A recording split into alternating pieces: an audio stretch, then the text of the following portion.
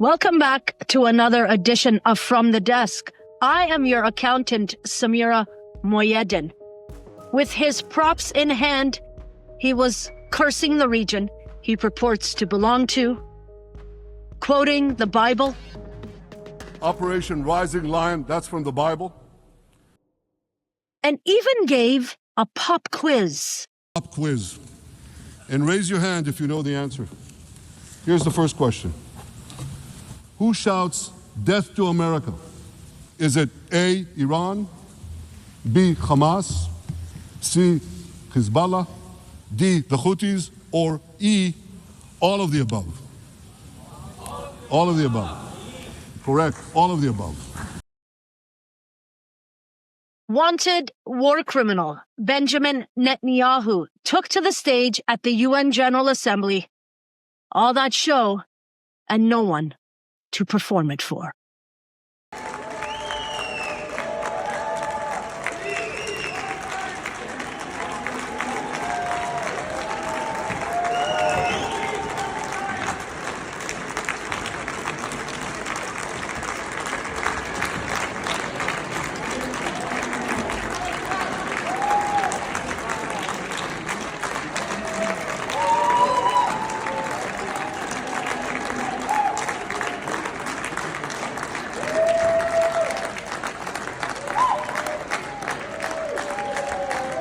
More than 100 delegates walked out even before he began speaking.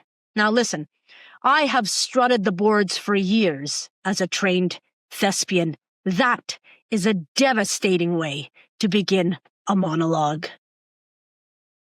Trust me, that hurt Benny, and it hurt Benny a lot.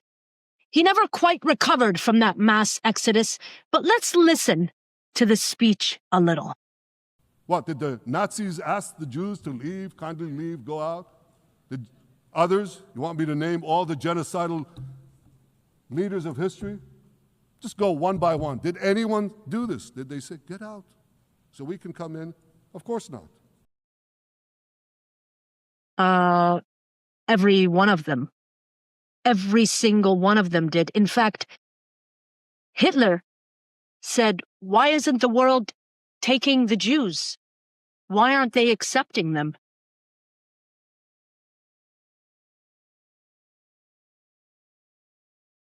And then there was this one where Netanyahu played Charlton Heston playing Moses. Watch this. To the remaining Hamas leaders and to the jailers of our hostages, I now say, lay down your arms. Let my people go. Free the hostages.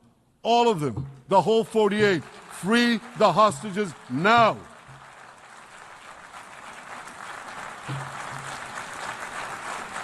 It was a tale told by an idiot, full of sound and fury, signifying nothing. Let's move on to our top story, because right now this is exclusive to On the Line Media, and it goes all the way up to the Prime Minister's office, and it stinks.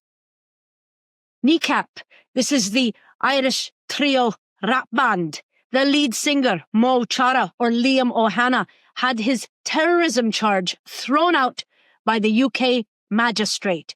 The magistrate said, quote, the charge is unlawful and null, and this court has no jurisdiction to try the charge. Here's Mo Chara outside the courtroom after. Have a listen. This entire process was never about me. Never about any threat to the public. Never about terrorism. A word used by your government to discredit people you oppress. It was always about Gaza. About what happens if you dare to speak up. Now, you'll recall that Kneecap was set to perform in Toronto on October 14th and 15th, and in Vancouver on October 22nd and 23rd. All shows sold out. But on September 19th, a member of parliament named Vince Gasparo, this is the press secretary of the press secretary of crime and punishment and secretary, declared Kneecap persona non grata. Cousin Vinny put out this video. Watch this. Advocating for political violence, glorifying terrorist organizations, and displaying hate symbols that directly target the Jewish community are not protected forms of expression and will not be tolerated by our government. That is why, as Parliamentary Secretary for Combating Crime, I am announcing that effective immediately, the members of Kneecap have been deemed ineligible to enter Canada. Vince Gasparo says the government of Canada has deemed Kneecap ineligible to enter Canada. He says they display hate symbols, advocate for political violence, and glorify terrorist organizations. So Kneecap is banned from Canada? Well, not according to the government of Canada. Let's check out Kneecap's response. They wrote to Cousin Vinny directly, quote, a message to Vince Gasparo. Your comments about us are wholly untrue and deeply malicious. We will not accept it.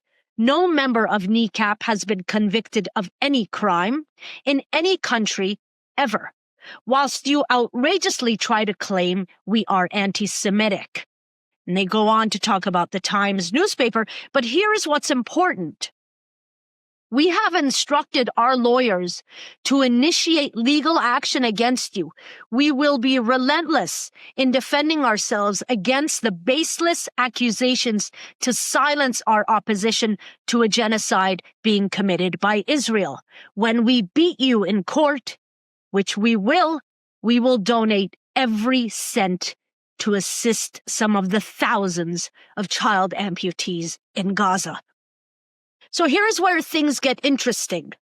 Because no one else in Canada's government is saying what my cousin Vinny said.